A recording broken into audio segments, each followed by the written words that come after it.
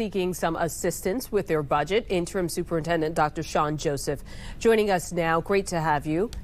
Great to be here. Thank you. So let's jump right in. Like many school systems, Prince George's is facing budget challenges, a $150 million budget shortfall. Describe the assistance you're hoping to get from the county. Yeah, so just like with your regular budget, there are times when times are tight and you have to cut from within. So we're cutting $150 million from our current budget. We're making sure we don't affect class sizes or anything like that, but central office and looking for efficiencies, we found $150 million in cuts. We're asking for $50 million additional dollars, with $30 million going to special education, and then $20 million focusing on professional development, safety and security, and ensuring that our teachers continue to be paid well at a competitive rate, and focusing on AI literacy.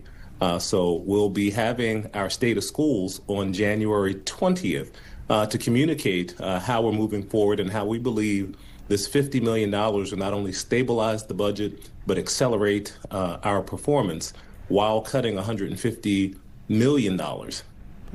That is a lot of money. And you say the district is locked in what you describe as crisis budgeting, relying on short-term fixes.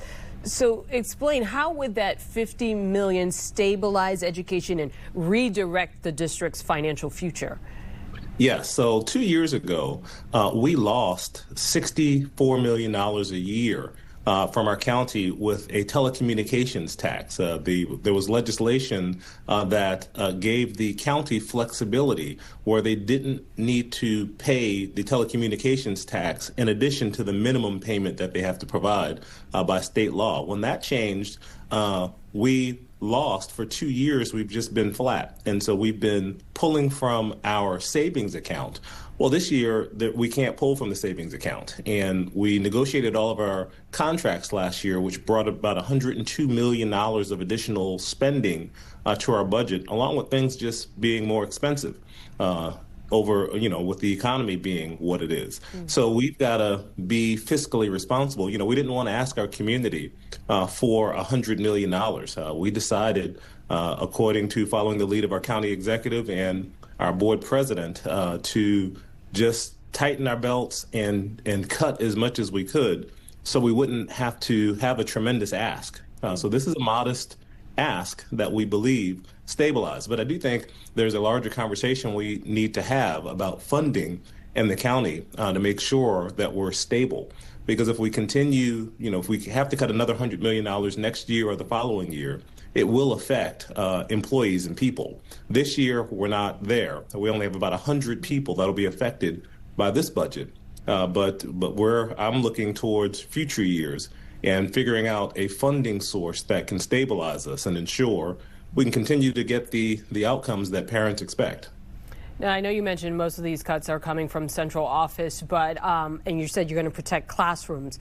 But yes, what are the impacts that families, children, maybe there are additional programs where they would feel those impacts?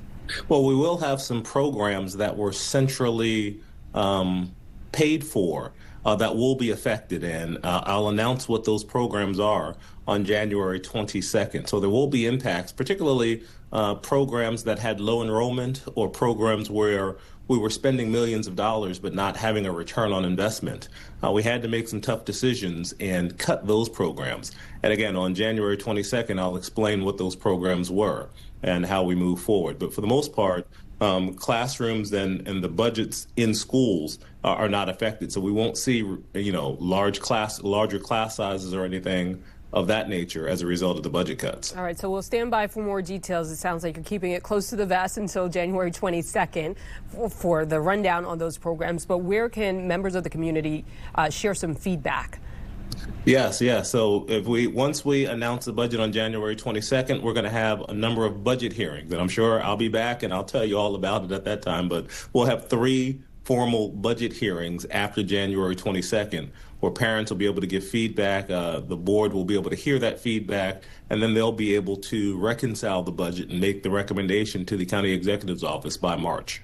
All right, sounds good. We'll be following up. Thank you so much, Superintendent Joseph, for joining us today at noon. Thank you for having me.